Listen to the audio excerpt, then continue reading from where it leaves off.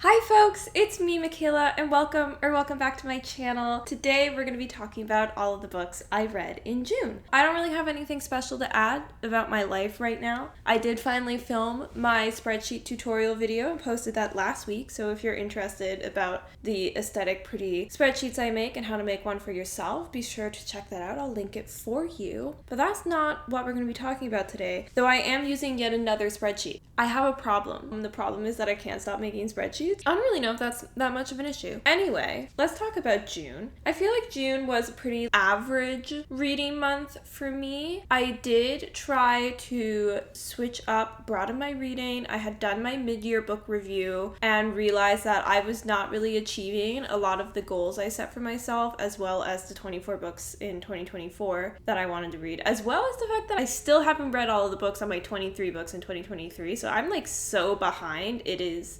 sad. But because of that, June, I like kicked myself in the gear a bit and said, Michaela, stop reading romance books constantly. You like other books, and let's read some of the books that you said you want to read. So I did do that, and I feel like I accomplished things. I also didn't read a whole lot. I wasn't, like binging books. I don't feel like I read a ton, but I also wasn't in like a reading slump and like didn't want to pick up books. It was just like an average month. So let's talk about some of those stats for my average month. I did read a total of 4 books in June. Three of them were digitally loaned from Libby, and only one of them was a book that I physically owned, which is very not the norm for me. I'm usually much more of a I want to own the book and read it kind of person. I do not read digitally, not a fan. But like I said, I was switching up my reading, so I was reading books that I didn't want to buy because I wasn't sure how I'd feel about them. I ended up reading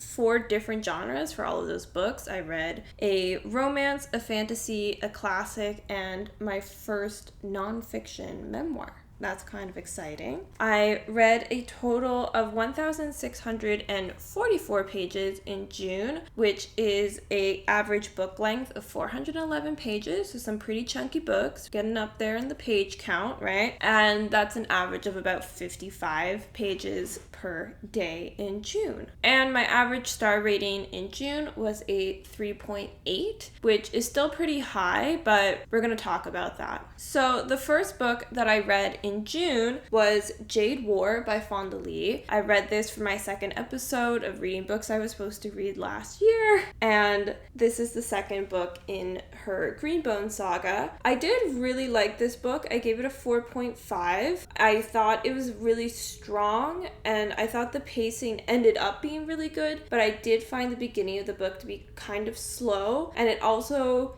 didn't have the tension and kind of like the punch I was expecting at the beginning of this book based off of how the first book ended. However, I did feel like it did a great job of setting up where we're going to be going for the third and final book of the trilogy, as well as doing a lot of character development while also still moving that plot forward. So I felt like it was a super strong book. I just couldn't give it a 5-star because it did kind of take me a while to get into it, and I was a bit disappointed that book 2 kind of started off in more of a lull plot wise than I was expecting it to, based off of how Jade City ended. I then read Crying in Hmart by Michelle Zauner. This is the first memoir I've ever read. I don't read nonfiction, but I made a goal for myself in 2024 to try reading some nonfiction. And I know Crying in Hmart was a hugely popular book and memoir when it was initially released. I feel like everybody was reading it, so I thought, let me try it out. I did not rate this one. I decided I didn't really want to rate a nonfiction, a memoir specifically, because it feels weird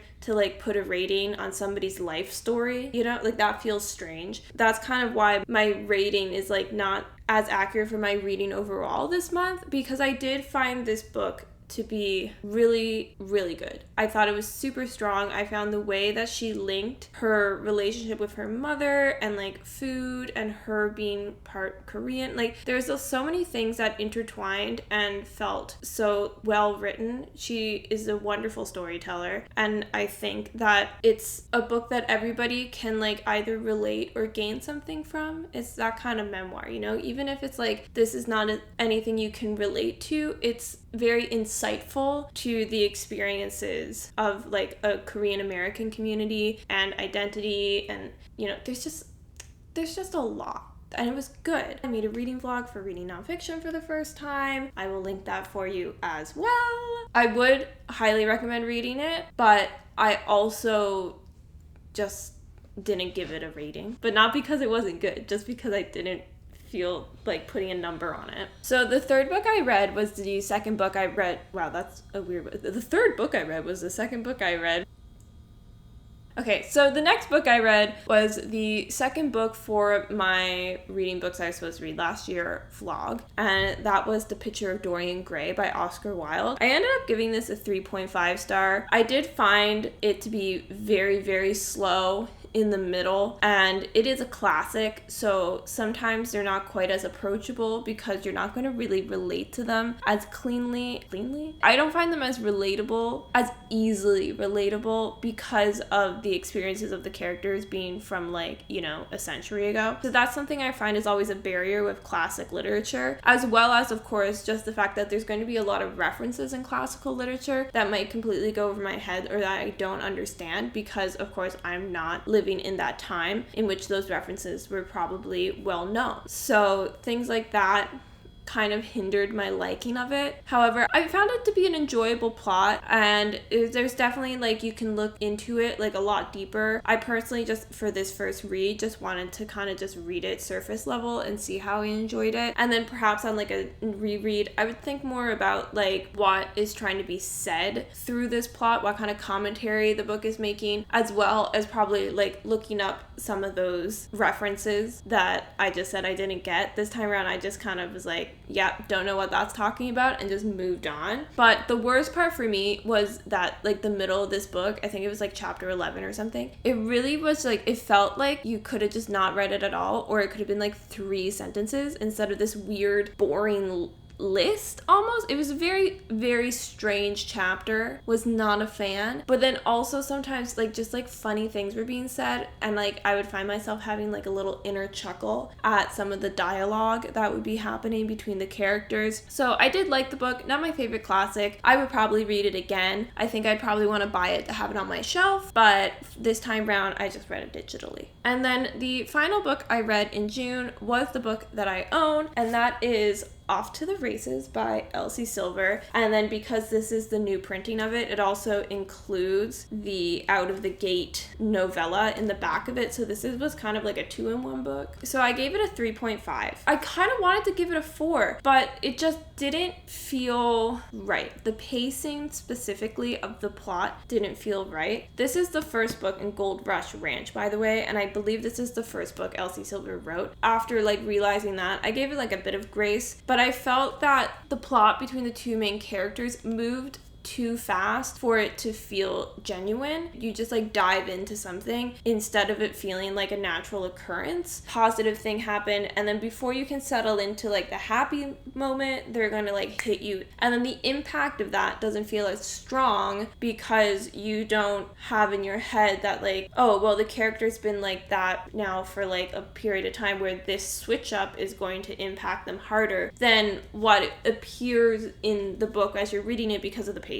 I have no idea if that makes sense, but I really hope it does, because like that was the main thing I had. I found that like there were times when the chemistry between the characters felt really strong, really great, really fun, and there's other times where I was like, wow, I'm just really not feeling this. That kind of like affected my thoughts on the book overall. But I do really love Elsie Silver's writing, and I really love kind of this little like romance universe that she has created. For the novella, I kind of included it with my rating of Off to the Races because I kind of felt the same way. It was good, it was fine, it was fun. I felt like the pacing was off a little bit. I also had this ongoing thing where I felt like the atmosphere of the time we were in, because the novella is the story of Vaughn's grandfather and grandmother getting together. And so based off the fact that this book was written quite a few years ago, and then if Vaughn, like he's 28 in this book, and then you're going back to when his grandfather was basically his age, like there's 2 generations between that. So I feel like the Out of the Gate must have been set in like the 60s-ish, let's say, around then. And the way people were interacting in the novella, I was like, I don't think this is what the 60s were like.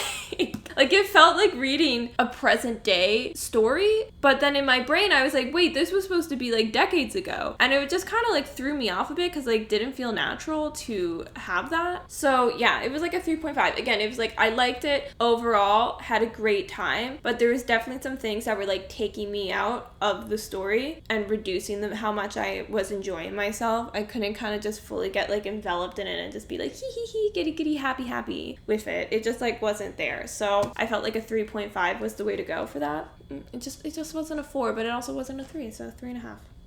That's how that works. That's kind of like my short little June recap for my reading. You know, like, let me know your thoughts. I definitely want to continue reading the Gold Rush Ranch series. I want to read all of Gold Rush Ranch actually before I finish reading Chestnut Springs, because Gold Rush Ranch is set prior to Chestnut Springs, and then I read Powerless, and there was kind of like cameos from like the characters in like this series and that series, and I was like, oh no, what if there's spoilers? And I don't want to be spoiled because like, I don't know, I just didn't want to be. That's like the reasoning behind that. Also, the new covers for Gold Rush Ranch are releasing. Got this last month. I think the next book is releasing this month in July, and then I think the other two, it's like October, November, or November and December for the last two books. Hopefully like by the end of the year or very early 2025, I'll be done reading Gold Rush Ranch. I'll move back to Chestnut Springs. I'll probably reread the first 3 Chestnut Springs books, honestly. That's why I buy books, is so I can reread them. But